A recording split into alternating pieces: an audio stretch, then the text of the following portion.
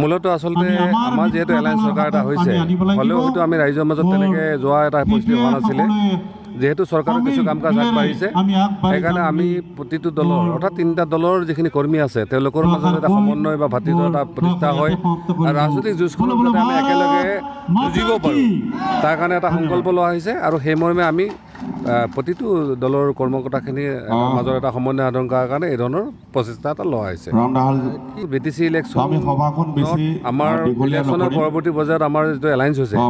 সেই এলায়েন্স যাতে স্থায়ী হয় আৰু চৰকাৰখন যাতে 5 বছৰ অৰ্থাৎ প্ৰমোদ বড়ো ডাঙৰীয়া আৰু গোবিন্দ গোস্বামী ডাঙৰীয়াৰ নেতৃত্বত গঠিত চৰকাৰখন যাতে 5 বছৰ কাৰ্যকাল পালন কৰিব পাৰে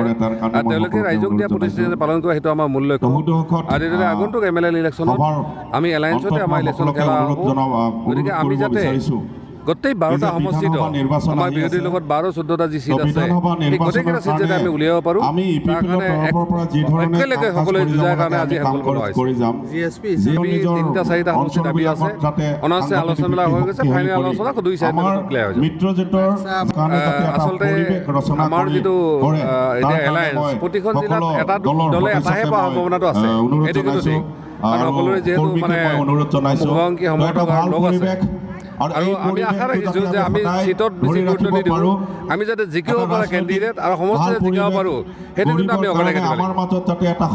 চাওক এনেকুৱা কিছুমান 2-এটা অলপ বিভাজিত গ্ৰুপ বা ফেকশ্যন থাকিব পাৰে কিন্তু আজিৰ দিনত আমি BTC ৰাইজে কি বিচাৰে BTC ৰাইজে পৰৱৰ্তী দিনত কোনফাল দেখিলে ভাল হ'ব এই কথাখিনিৰ ওপৰত নিৰ্ণয় হ'ব গতিকে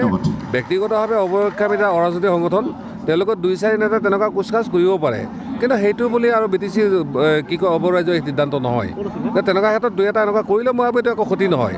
কাৰণ আজিৰ দিনত আমি চাপাগুৰি সমষ্টি হওক আৰু তামোলপুৰ বা আমি বাক্সা কি কয় বৰমা সমষ্টিৰ কথাটো কৈছোঁ যে ইয়াত আমি অলমষ্ট 60-70% মইতো ভাবোঁ 80-90% আমাৰ ভোট ল'ব পৰা এলায়েন্সত কেপাচিটি আছে আৰু সেইকাৰণে কৈছোঁ যে 2-এটা এনেকুৱা আহিলে হ'লে একো অসুবিধা নহয় চৰ্চা হৈ আছে বিভিন্ন পক্ষৰ পৰা আমাক ইলেকশ্যনৰ কথা কৈ আছে আৰু যদি আমি ইলেকশ্যন খেলা হয় তেতিয়া আমি হয়তো বৰমা সমষ্টিতে ইলেকশ্যন খেলিম এই ধৰণৰ আমাৰ কৰ্মকৰ্তা আমাৰ যিসকল এলায়েন্স দল তেওঁলোকৰ নেতৃত্বৰ যিখিনি পৰামৰ্শ সেইমতে এইখিনি হ'ব আচলতে এইটো